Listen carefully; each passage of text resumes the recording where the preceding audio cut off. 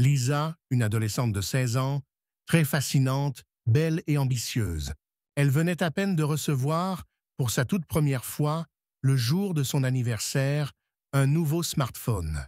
Toute heureuse et pleine d'idées pour enfin entrer dans le monde de la technologie, tout comme beaucoup de jeunes de son âge.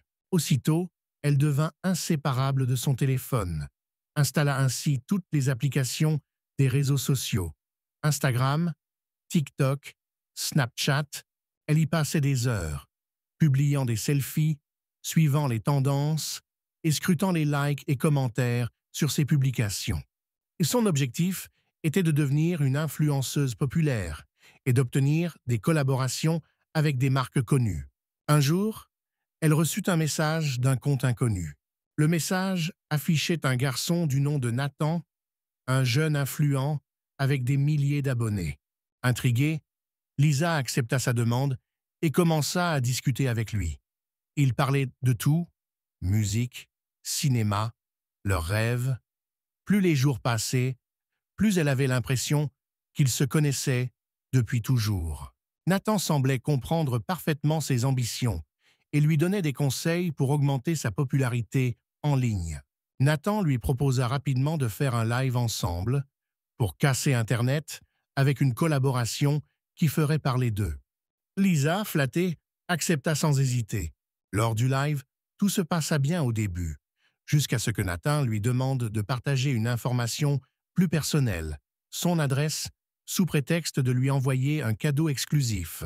Lisa hésita, mais devant l'insistance du jeune homme et les encouragements des spectateurs dans les commentaires, elle finit par céder.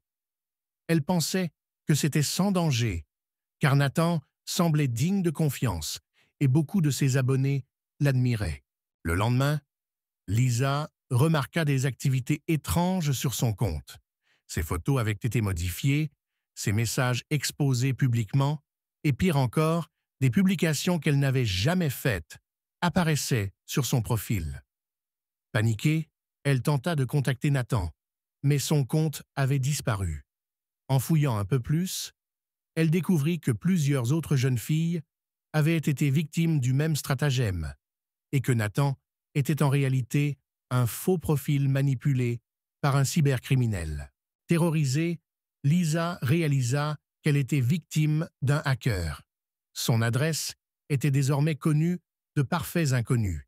Elle se mit à recevoir des messages anonymes inquiétants, certains menaçants, d'autres prétendant être des amis voulant la rencontrer. Une nuit, elle entendit un bruit étrange dehors et vit une silhouette près de chez elle. Paniquée, elle referma rapidement les volets et prévint ses parents. Tremblante, elle en parla à ses parents, qui alertèrent immédiatement la police. Heureusement, les autorités réagirent vite et l'aidèrent à récupérer le contrôle de son compte. Elles découvrirent que le hacker faisait partie d'un réseau bien plus vaste, exploitant la naïveté des jeunes sur Internet.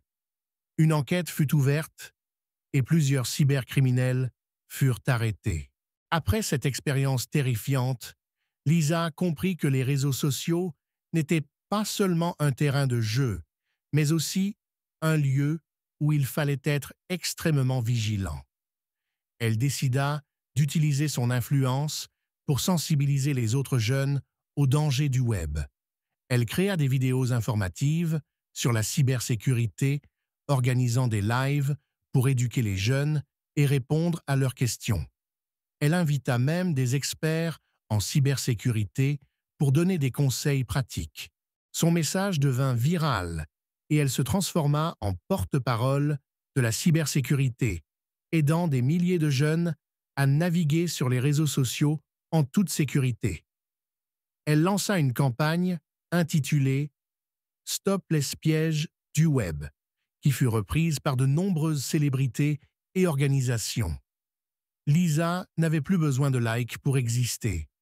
Elle avait trouvé sa vraie voix et un rôle qui donnait un sens à sa présence en ligne.